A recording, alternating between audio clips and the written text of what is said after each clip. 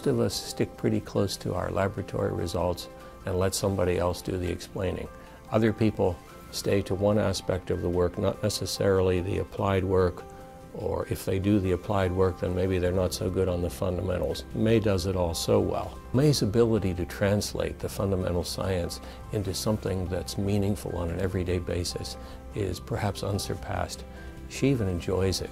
She enjoys working with movies about bugs, with explaining things to children, to lawmakers, the general public, and in answering their questions. When I was a kid, I was always interested in biology and all kinds of living things, with the conspicuous exception of insects. I was actually afraid of insects for many years, and when I got to college, I was an undergraduate at Yale, and I'd placed out of introductory biology through AP credit, and I could take an advanced course my second semester. And the only course that fit my schedule was one called terrestrial arthropods, which I suspected had something to do with insects, but I figured, okay, fear stems from ignorance, I'll learn which ones I should be afraid of, and took the course, and here I am today. I'm bitten by the bug, as it were. May's had a great ability to understand the implications of her work in insect-plant interactions, to extend this to agriculture and conservation, to be able to understand how agricultural pests need to be controlled in a more sustainable way.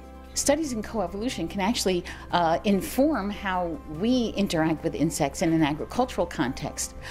For example, I've been studying the same interaction between a small brown moth and the roadside weed that is its host plant for about 30 years. This is an interaction that's been going on for millions of years. The plant relies on chemicals to defend itself against its insect enemies, and it's still around. When we developed chemicals to defend ourselves against our insect enemies, within 10 years or less, often insects have evolved means of circumventing these poisons. So by learning how plants deploy their chemical defenses, we can actually learn how to adjust the ways we use chemicals to defend ourselves against insects. In addition to being an exceptional scientist, May is also dedicated to explaining science to the public, to reaching out to all sectors of the public so that they are able to appreciate the scientific process and scientific discoveries. Winning the Tyler Prize is just incredible. It means a great deal to me. Among other things, it's a tremendous honor. Most of my scientific heroes have been Tyler Prize winners, and being included in those ranks is really mind-boggling. I'm particularly looking forward to applying it toward expanding our efforts in citizen science. We have a project that's ongoing, an effort to establish baseline data on populations of America's bees.